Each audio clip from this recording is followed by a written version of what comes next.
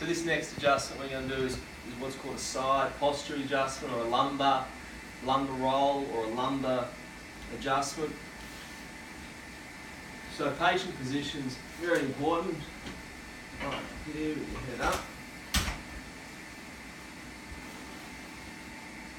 So find the segment you want to adjust. In this case, we're going to do a general roll through here to get some movement in that lower part of the spine.